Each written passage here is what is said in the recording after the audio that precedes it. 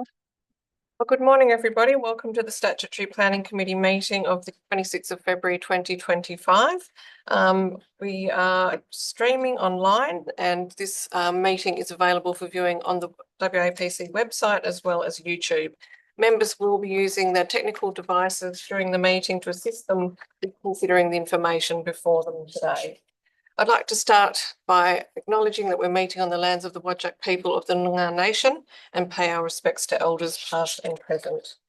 Apologies and leave of absence. We believe Commissioner Adair is attending but is not quite with us just yet, and we do have Member Moore joining us online. Welcome, Member Moore, and everybody else is attending in person today, so welcome.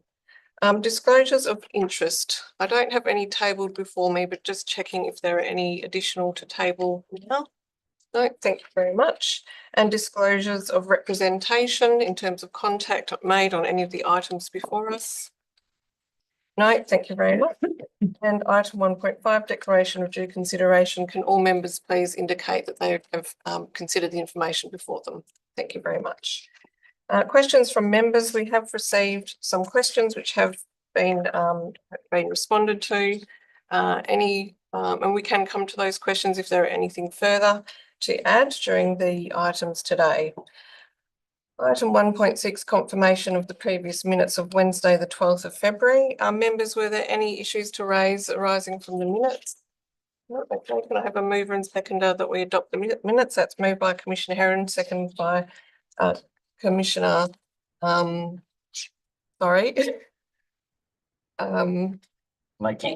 sorry, my apologies. I'm having a moment.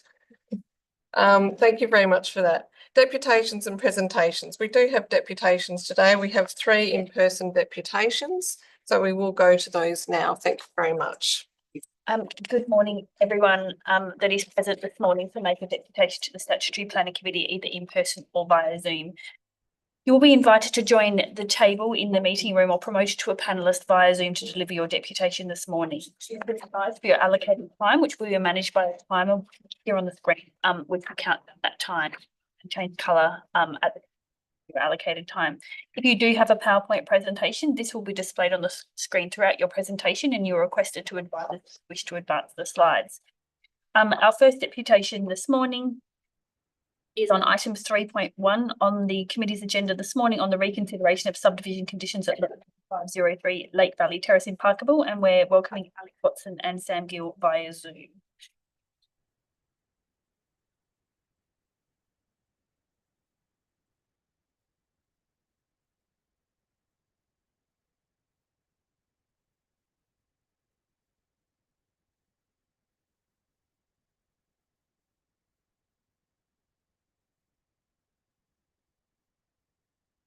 Morning, Alex. If you can hear me, can you please turn your video on so we may see you on the screen, please?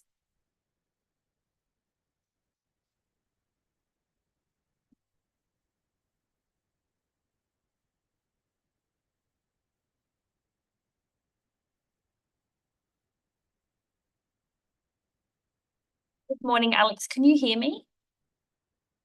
Oh, there we go. Yes. Good morning. Good morning. We can hear you okay. Can you hear us okay? We can. Thanks very much. We're on my small camera.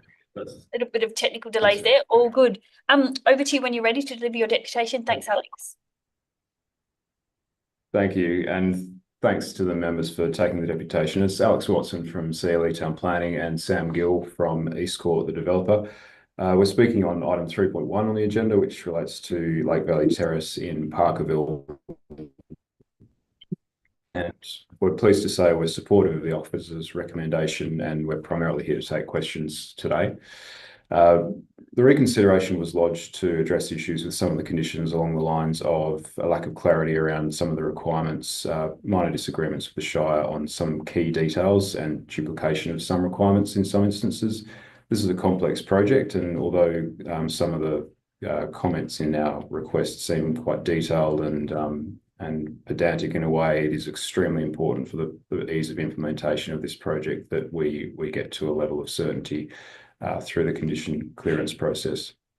Since we lodged the reconsideration last year, we've had extensive discussions with DPLH and the Shire, and we've reached agreement on all aspects essentially. So we're in a position to support the officer's recommendation as it stands. And aside from that, we're available to take any questions the committee might have. And Sam, was there anything you want to add to that? No, that's all. Thank you, Alex.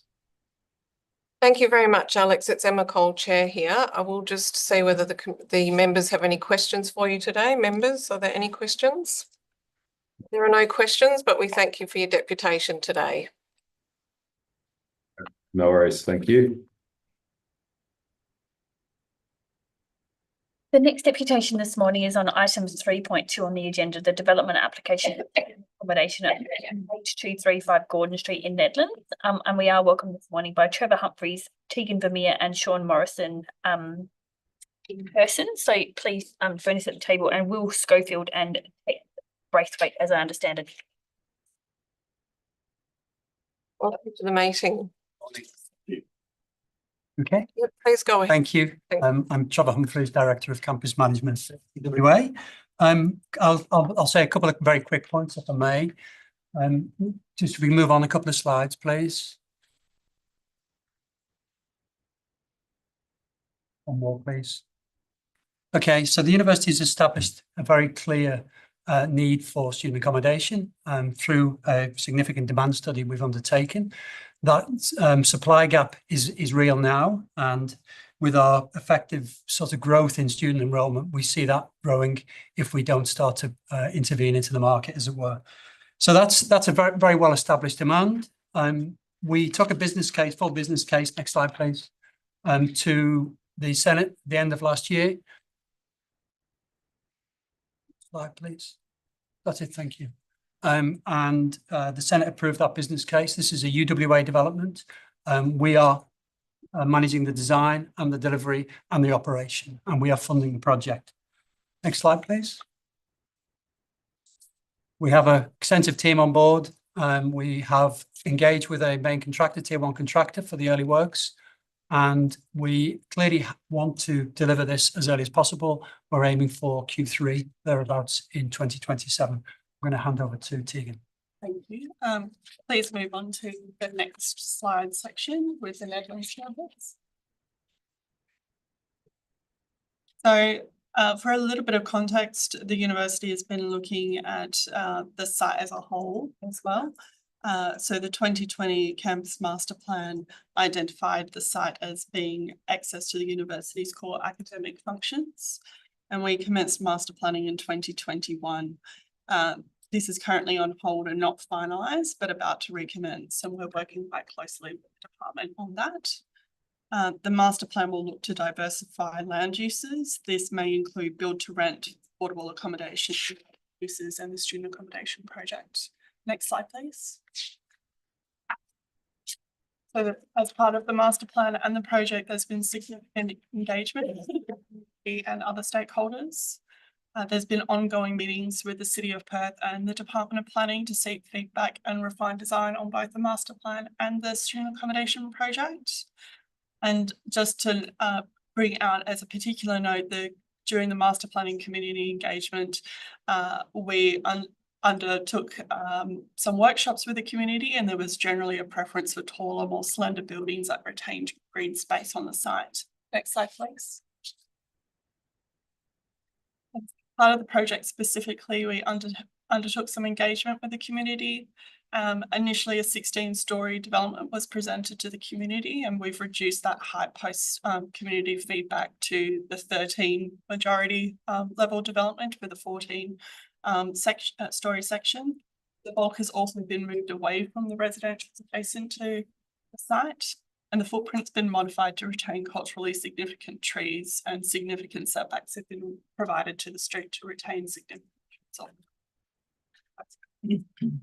Thanks, Trevor. Thanks, Tegan, and good morning, Chair and members. I'll just briefly touch base on some planning matters and some potential tweaks to one condition and one advice note. So as I'm sure you're aware, and it's been explained very well in this report, there's not many planning control around the site, so it's very much been a project-specific type discussion on various issues, which I won't go into. I think the key consideration in that regard is that this site and the broader areas now covered by an improvement plan, and we understand improvement schemes in the early stages of being prepared. And we're very confident, as I also think is addressed in the officer's report, we're certainly not compromising that, and also aligning with some of those objectives, improvement scheme that have been set out in that improvement plan, particularly in relation housing supply, more sustainable transport solutions, and kind of blurring the institutional land uses with the surrounding uses around site. Next slide, please. There were some minor adjustments that occurred through the planning process, again, which the report covers off fairly well, which I won't go into. But generally speaking, the DRP process that we engaged with, as well as UWA's own internal design review process, was generally positive with a series of changes that occurred throughout that timeline, which we're happy to expand on. In relation to the conditions, sorry if you just go backwards. Thank you so much. It's been a really good process, and we're very grateful to Carly and Michael that are here today. It's been a very good, collaborative, transparent process where we've sought to resolve issues as early as possible and avoid any issues coming up today. The two items which I'm just about to address only came up just because some of the tweaks were kind of in the latter stages of that process, but we have had a brief chance to discuss them. So the first item, next slide, please. Relates to condition 14. So the department gave us a heads up there was going to be likely to be a condition that would set the maximum resident number in the development, which occurs from time to time for these sorts of developments. One thing that we did not flag at that point in time, because we certainly agreed to the nature of the condition in principle, was that 44 of the units within the development, what we're calling accessible and premium studios. The premium studios in particular can accommodate a couple. And as you can see on that diagram in that top left, also has 2 spaces at the desk. And then the accessible studios also are in theory able to accommodate a couple as well. This has been fully considered through the technical design of the building. It's quite explicitly accommodated for in the waste report and the like. We're comfortable as a project team that it's certainly not affecting things like lift capacity and all those sorts of other technical considerations. It's just something we should have made much more explicit earlier in the process. So we have proposed an adjustment that would allow for that theoretical maximum, which is unlikely to be reached because there'll always be a natural percentage of vacancy and the like, but that's the theoretical maximum of the development. Next slide, please. And the last item that I'd like to cover relates to advice note 4. Which relates to condition 9, the landscaping condition. So at the time of lodgement, there were 2 trees on site that were identified for potential relocation. We've been honest and transparent about that from the beginning, that they were under consideration and there was certain work that was being done to explore that.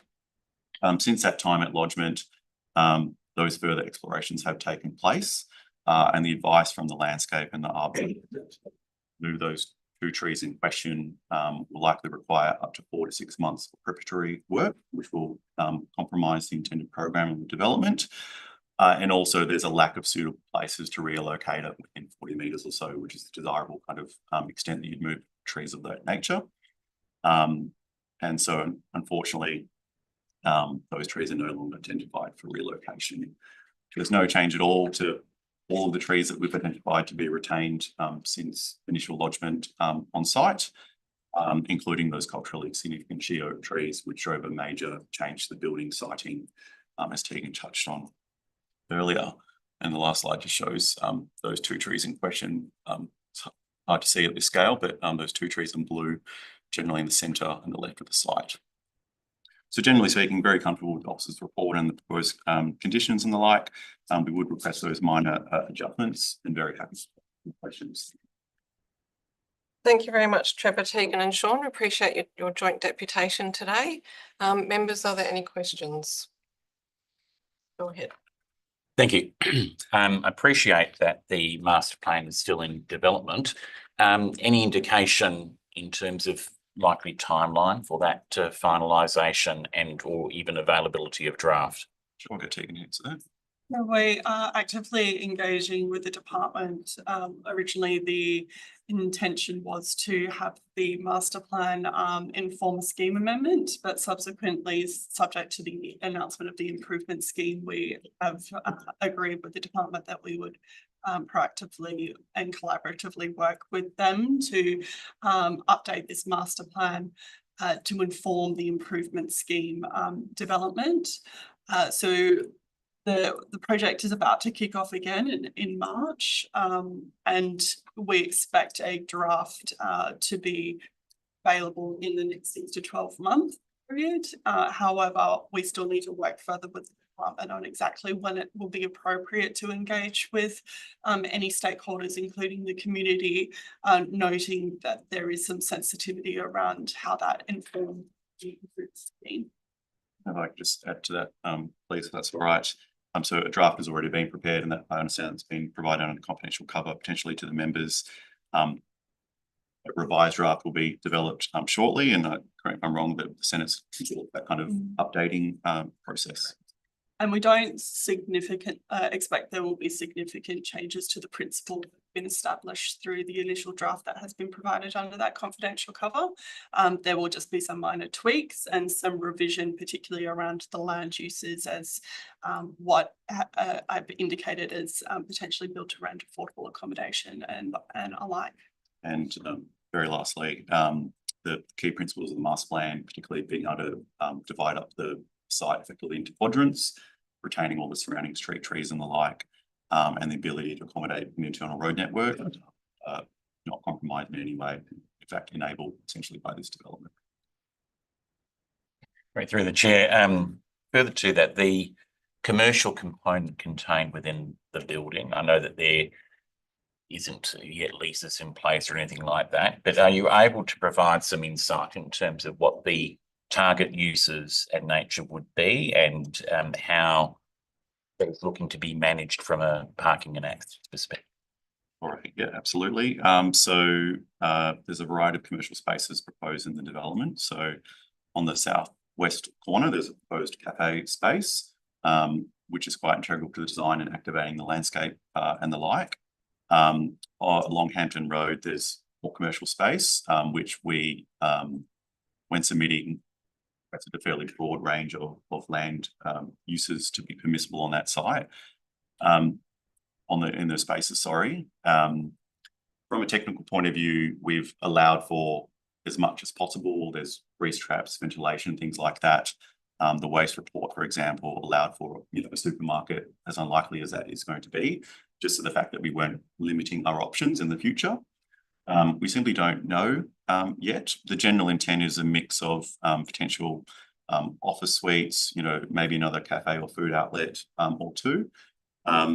There is also a chance that some of those uses might be related to the university itself. For example, the university does have its own kind of on-campus health centre, and that might be accommodated in that space. So it's a fairly flexible space. In terms of how it can be accommodated with access and the like, there is a limited number of bays in the building that are allocated to those commercial uses.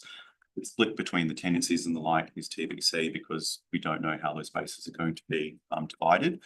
But the general principle from the very beginning has been to limit car parking as much as possible, for a range of reasons. One being abatement was initially explored, and that effectively killed the project. It's radically expensive, as I'm sure people in the room would be aware of. And two, any further increases in the external surface car parking, which is largely devoted to the existing uses within the wider block, would simply just result in more trees being lost or more green space being lost as well. So there is a limited number that's available, which generally aligns with the local planning manual allocation for high-level strategic centres. And that's just the principle that we work under. If I may add, the university's intention is that we preference something that is related to our activities. But of course, we haven't explored that in any detail. There's a business case to be put forward for a proposed use. I think it's not appropriate to share that in the moment, but our preference is its core university related activity. However, we have to acknowledge that may not happen, and that's why we've tried to keep our options open in terms of commercial opportunity as well. And just lastly, if I can, Ray, the the proposed conditions limit the use of those spaces to 2 uses or so. And we're fully aware that that detail is not available at this point in time. We've expressed to officers that we're happy to resolve that at a later date. That's through an amendment or some other means when more information is available. Thank you. Thanks, Commissioner Herron. Are there any other questions? Just a very minor one from me. In terms of some of the student accommodation that we have been dealing with recently, we have seen the provision of car share, and I note that in this development application, there is no allocation of parking for student residents. So I wondered if that had been considered at any point. So wider context is we provided the university with a parking plan last year that contextualizes the impact on this site of this development on the wider car parking needs of our staff and students. Within that are a number of demand and supply measures that we need to take, including the use of car share on this site and moreover on the wider Crawley campus, because I'm sure you'll be aware that that's a challenge that we face every day, car parking. So yes, the answer in simple terms is yes, we will be considering car sharing, but across the whole of the Crawley estate. Thank you very much for that. But we have noted your request in relation to condition 14 and advice note 4, and we will discuss that when we come to it. So, oh, sorry, go ahead, Member Franklin. Yes, thank you, Chair. I don't know if you're aware that a revised condition set has been added regards to formatting and sequence of when requirements are needed. Is that has that been conveyed to you? No, we weren't aware of that. Is that in relation to timing of clearances and the like? Yes, it's just that right through the condition set, there was pertinent times of like when building permit and so forth. So I was just wanting to. Sure. I'm not sure if that was reflected in the updated online agenda, which we can very quickly review. We've made clear in discussion with the officers that due to the intended advanced delivery of the development, that we'd expect, as is fairly normal, a staggered clearance of conditions at the right time. So long as there's the normal level of flexibility and a common sense applied to those clearances, I would imagine would be happy with it. Yeah.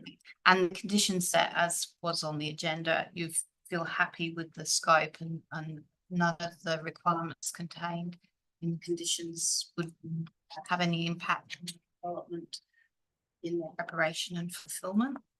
No, not explicitly. So there's the land use issue, which is not integral to things getting started, and we're happy to resolve at a later date.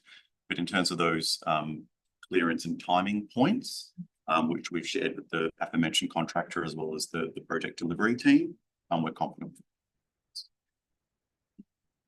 Any further questions? We thank you very much for your invitation. Thank you all.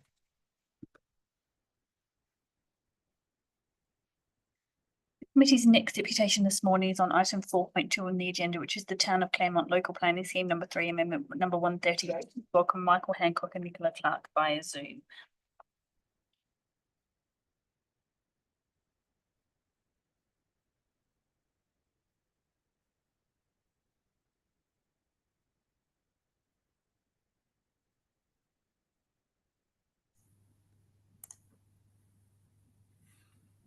Good morning, panel, and thank you, Chair. Firstly, I acknowledge that the Town of Claremont Council resolved in October 2024 to prepare a new local planning scheme. This process will enable a comprehensive review of the planning framework, including use class permissibility in the Amendment 138 area. In the interim, the town welcomes the progression of Amendment 138, which addresses the issue of unzoned land along Stirling Highway following the rationalisation of the Primary Regional Road Reservation. The town prepared the revised Stirling Highway Local Development Plan, or LDP, in 2020 to enhance and manage development potential along the corridor. The LDP informed appropriate building heights and densities on both sides of Stirling Highway, with careful consideration of potential impacts on existing residential properties, particularly to the south. A key objective of the LDP is to encourage development at a human scale along the highway. Consistent with this, Amendment 138 proposes an RAC3 density code for the highway zone, allowing a maximum building height of 6 stories with controls to limit overshadowing of adjacent residential properties. Landmark sites may reach a maximum of 8 stories.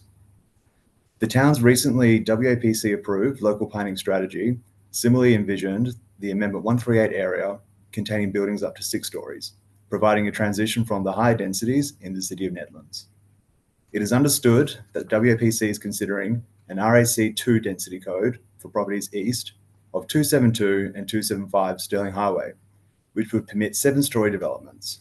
This exceeds the 6-story maximum identified as the optimal outcome and raises concerns over increased building bulk, overshadowing, and adverse impacts on properties directly south of the highway. While the town supports greater density at designated landmark sites, it respectfully requests the SPC endorse the proposed RAC 3 density for the remainder of the corridor. This recommendation is underpinned by extensive urban design studies and aligns with community expectations following public engagement. Thank you.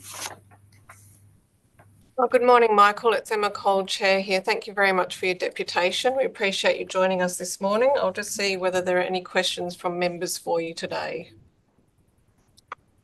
There are no questions, but we thank you for your deputation. Thank you very much.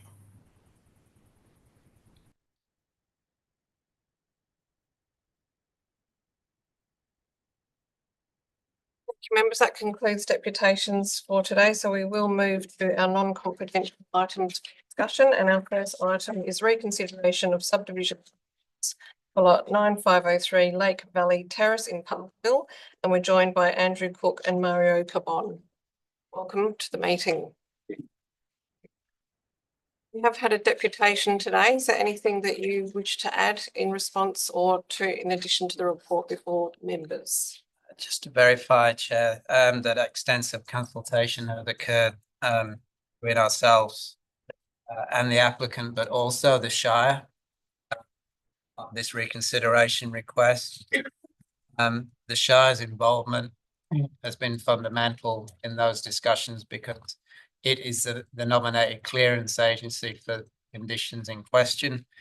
So we just wanted to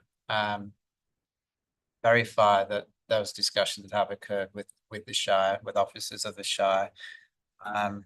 We agree that this is a complex project, but been quite a lot of work that's been involved to get it to the stage that what is in front of you today in terms of this reconsideration request. So, yeah.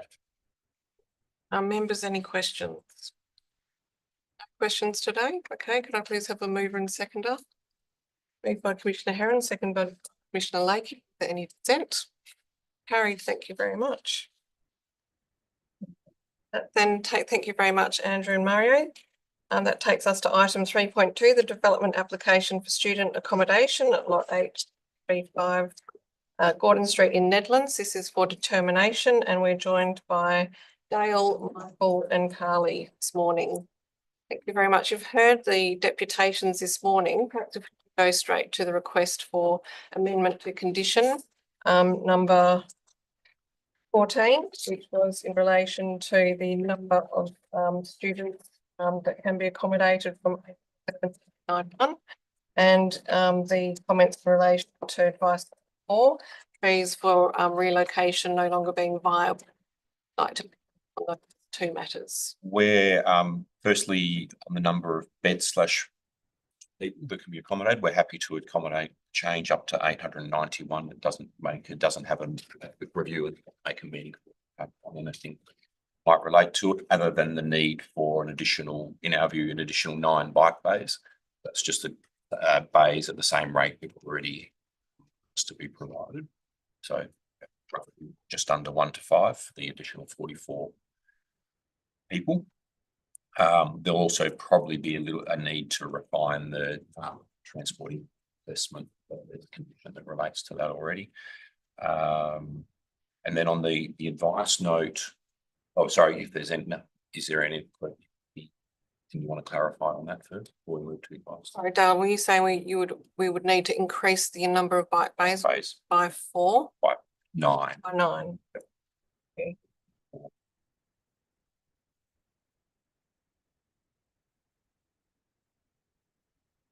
Yep. And then for the advice note, we're of the view that the advice note should remain. Finding the plans mark tree, the ficus, sorry, it's a lot to have open.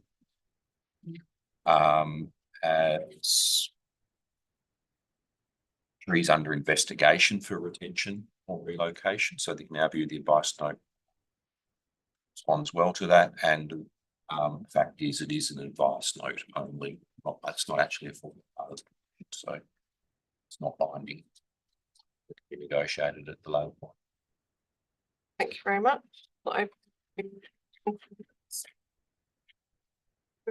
Yeah, thank you, through the chair. I think the respondents' questions that I put forward to do with the sort of strategic setting of this development and the status of the master plan. So thank you for that clarification. Those where I'd like to focus is the commercial uses that are being proposed. That is being approved as part of.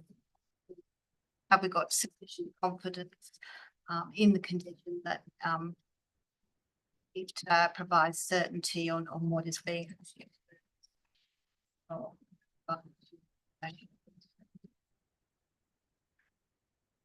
Sorry, I might. The question is what exactly? Sorry.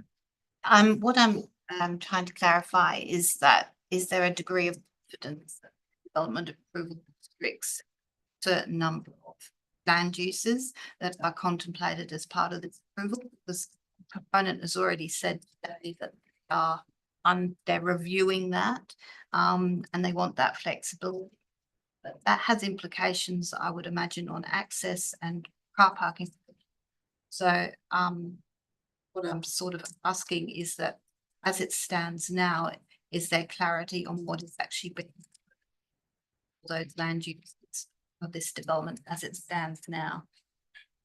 There's not absolute clarity. It's quite, the condition is quite flexible. I can't do anymore. Condition that limits those land uses was crafted after quite a detailed assessment of the potential amenity impacts of the full list of uses, in particular the parking situation. We crafted that condition to rein it into uses that we felt could be effectively managed with the information currently available. And there is also a note of parking management plan and travel behaviour condition that we would expect to flesh out some of the details, such as allocation plans to tenancies. The balance of the commercial floor space yet hasn't been assigned to particular land uses. How will that be dealt with as part of this day, or as part of our? Should the applicant want to pursue some of those other potential uses that are not covered by that condition, we would anticipate further approvals when they would give us that level of detail. Any other questions, members? Through the chair, I just wanted to clarify. So the alternative recommendation, is that one that you are comfortable with in terms of, obviously it's more about reconfiguration, but I just wanted to confirm that that is something that you're comfortable in terms of its articulation. The alternate recommendation we provided overnight, we're happy with that. It's just a reordering of conditions. Our recommendation in response to the deputation and discussion would be a further adjustment to accommodate additional people and bike lanes, which obviously we can craft something after that. Dale, has the applicant had an opportunity to see the conditions, the alternative recommendation, or are you of the view that because it's the real, no substantial change that would cause any concern to the applicant? They haven't been seen, correct. No substantial change. Probably a more easy to use ordering. Okay, so just simply reordering. Yep, gotcha. Thank you. All right, are there any further questions? Okay, can I call for a mover and seconder of either the recommendation before us or the alternate recommendation? Give the alternative Thank recommendation. you very much, Commissioner Heron, seconded by. Just to add that the condition set that to be modified to reflect what has been agreed as part of this vote. So if you're happy to second it, then we can work through the modifications. Thank you very much. So just go back to the alternate recommendation and make sure that the numbering of the conditions. I'm assuming they're no longer Condition 3, Chair. condition 3. The bike bays. So what was condition 14 is now condition 3, and the amendment would be to amend the number of residents accommodated in the building not to exceed 809. Moved by Blakey, seconded by Bent. Thank you very much. And bike bays 19, thank you. So this would be to amend condition 19.2, changing the minimum 183 bicycle bays to 192. Can I please have a mover? Moved by Member Knight, seconded by Commissioner Brooks. And thank you, that's carried. Is there any discussion on the amended motion? Any dissent? Did we, just in terms of wanting to speak to Yes, we're very welcome to do it. thank you, through the chair. I suppose I just wanted to cover off in terms of the other request to do with the advice note. And I think although the point's taken, I also take the officer's advice around the fact that it won't have a substantive impact, that the condition in its principle still holds, and therefore I wouldn't see a reason for that to need to be changed. So therefore would be happy to proceed with the amended recommendation as we have before us now. Thank you, Commissioner Heron. No, sorry, Member Knight. Very minor spelling error. In item number 4, second dot point. Final details. Final details, yes, okay, we'll note that for an edit, final details. Thank you very much for picking that up. Any further discussion? Any dissent? That is carried. Thank you very much.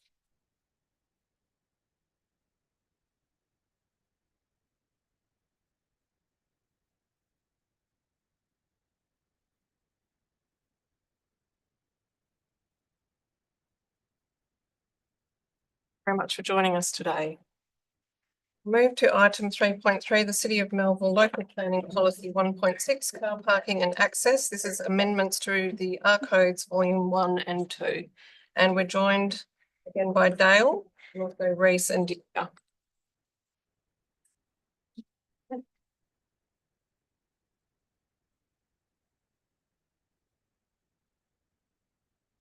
Are there any questions on this item? Had a general question of whether this raises any issues more generally for the R codes and whether other local governments are having similar issues. It's come to your attention from any other local government? I don't think there's a fundamental problem with the R codes. To answer the first question, at the top of my these issues are not entirely uncommon, but I haven't seen them to this extent. But I'll ask earlier. So this to the extent I have seen City of Melville. Certainly the local governments in the area haven't brought this issue to our attention. The difference with Melville, and one of the reasons that we are in support of the changes is that they recognised a problem principally because of the type of development we're getting in the Canning Bridge ACP area, which is reasonably a unique form of development in such a middle inner ring suburb. And they have done some extensive studies of post-development of what has been approved following some issues that residents, pedestrians have faced, and that evidence really indicated that this problem was real and that the system, or rather the development application process, doesn't provide the city with enough information to ensure developments meet the Australian standards to begin with, to then enable them to ensure that at building permit stage they do. So this result, this solution just adds clarity and sets the proper expectations. And they're really not expectations that any other development should do. Despite other councils not coming to our attention as to whether they have similar problems, we're comfortable that, at least at the moment, it's a reasonably, it's reasonable way of addressing the problems that the City of Melbourne is having, given their relatively unique situation, particularly around the Canning Bridge area. Would it be something the art codes could look at potentially? And if there was broader applications seen or that need seen, then the council could adjust things a little more. But we decided that what they were doing was reasonable, given their the information that they provided to us, and just with a few minor tweaks, as I hope crystal clear for you in the attachment, Thanks. I think it was. Thanks, Delia. That's answered my question very well. Appreciate that. Are there any other questions? Go ahead, Commissioner Hay. Through the chair, and I suppose following on from that point, and accepting the reasonably unique situation, but understanding that that may change in the future as topics proceed, could you see potential value in at least this framework being perhaps forwarded to WALGA or some other agency, so that if other local governments do experience that, we end up having the same response being applied as opposed to variations on the theme perhaps going forward? Yes, that sounds like a reasonable and very reasonable idea.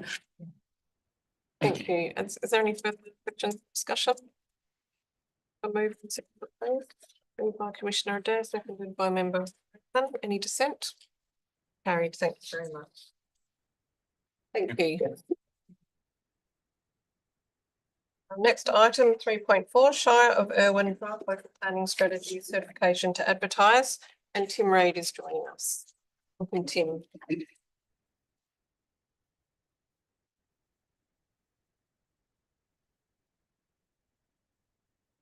Members, we might go straight to questions on this one unless there's anything that you really needed to say. I think it's been very well put together. Seems to have covered all the bases. Nothing further from me, thanks. Anything further? Any questions on this one, members? No, happy to move on. Have a mover and seconder, please. Moved by Member Harmon, seconded by Member Knight. Any dissent? Carried. Thank you very much, and thank you, Tim.